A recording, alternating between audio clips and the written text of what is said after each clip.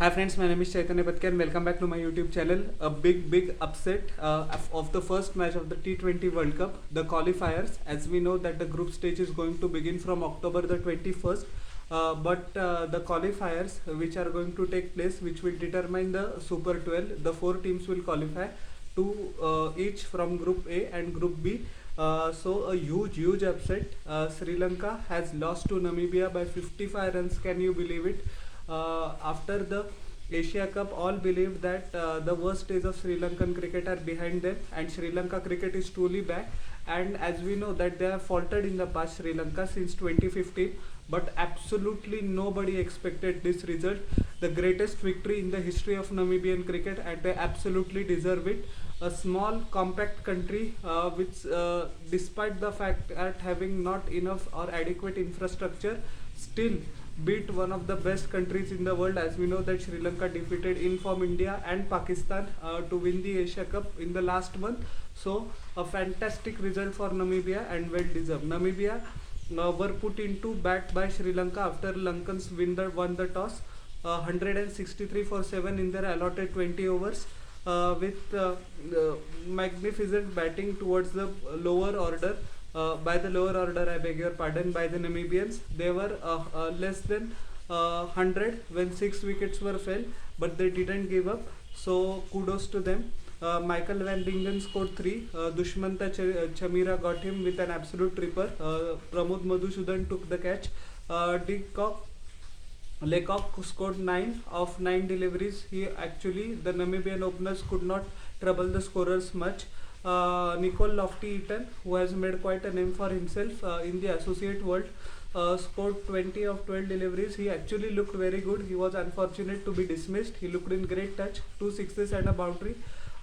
Stephen Bard scored 26 of 24, which included 2 boundaries. Madhusudan eventually got him, but actually provided the impetus in the middle order, because as I had mentioned a few seconds earlier that Namibia lost 6 wickets below 100, so his innings is of crucial importance as well.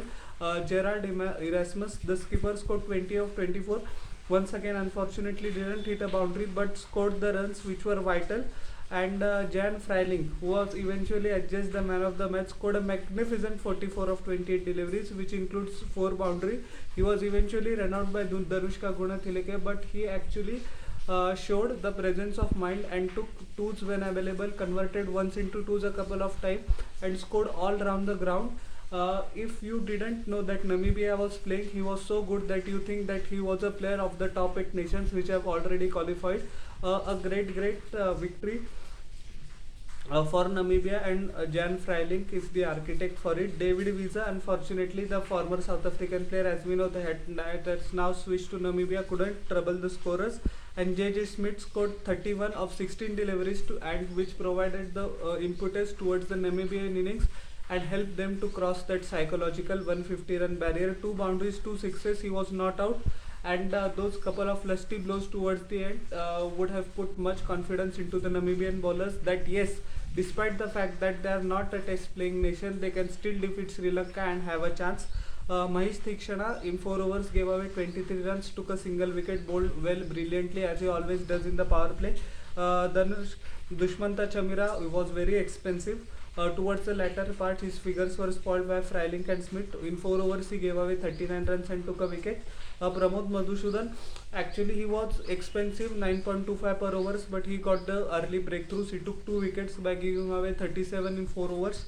Chamika Karunaratne in 4 overs gave away 36 runs and took a single wicket, and Hasaranga bowled his variations beautifully well. He was in control, 4 overs, 27 runs, 1 wicket. Sri Lanka, having just set a target of 164. Now 164 on that sort of a pitch was not easy, but you absolutely back Sri Lanka to win this game 9.5 out of 10 times, but Namibian bowlers had other toss. Nisanka scored just 9. Shikongo got him. Smith took a magnificent catch. Kusal Mendes once again got for 6. David Vizzi, the experienced campaigner, coming to the fore. Dhananjay De Silva scored 12. Once again, Freiling got him with a clever change of pace. Danushka Gunathilka's horror run continues. I don't know why the Sri Lankan selectors are still backing him. I had mentioned in my Asia Cup videos as well that Sri Lanka has to try some other batsman. I don't know how long they will give the rope to Danushka Gunathilka. Bombay Duck, Chicago once again bowled brilliantly well. Cameron Green taking a comfortable catch. Rajapaksha, Sri Lanka's last hope, 20 of 21 deliveries, which includes two boundaries and a six.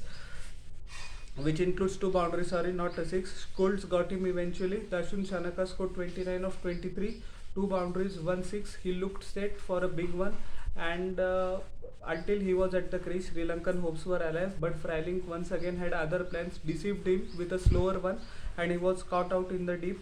Hasaranga scored 4 of 8. Much was expected from him, as we know that he played a crucial knock against Pakistan in the Asia Cup. Same exploit were expected of him, but he couldn't deliver this time.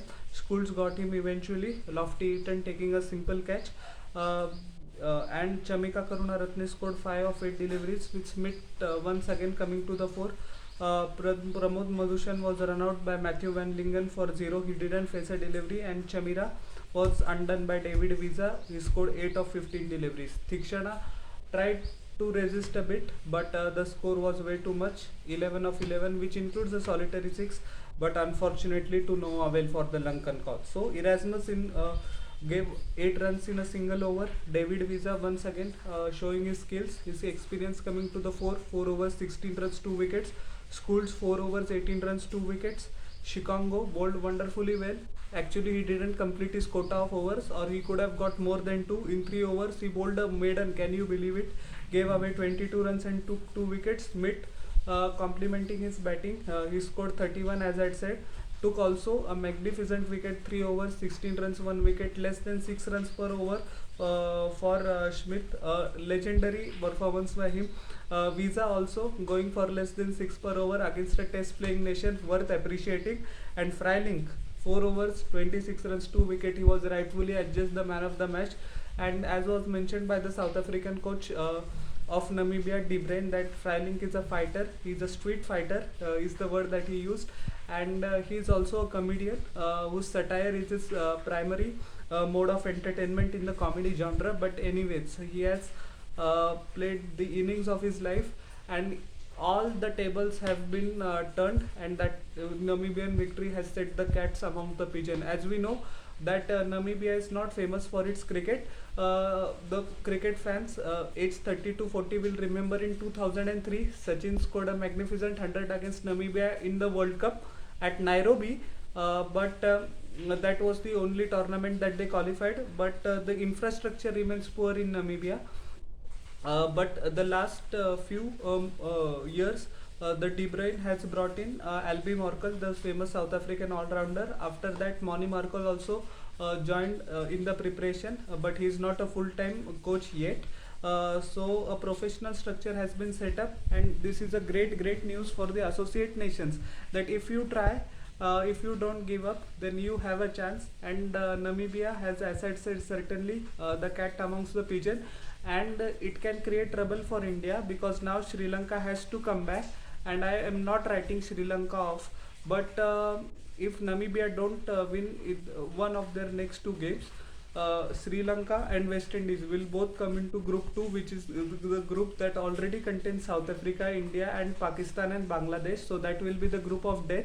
But anyways, permutations and combinations can be done afterwards. A huge congratulations to Namibian cricket team. And I would also like to request the ICC that they have restricted the 50 over World Cup to just 10 teams, but they can expand the T20 one, because as we know that there is no dearth of talent, and as Namibia has shown, nothing is impossible. So once again, a huge congratulations to Namibian cricket, and if they qualify for the Super 12, wonderful. So enjoy guys, the Namibian team, and hope you liked my analysis of this match, all of you guys. So how did you like my analysis? Please tell in the comment section below. And don't forget to like, share and subscribe to my channel, and press the bell icon for further notifications. We'll meet in the next video. Till then everyone, bye.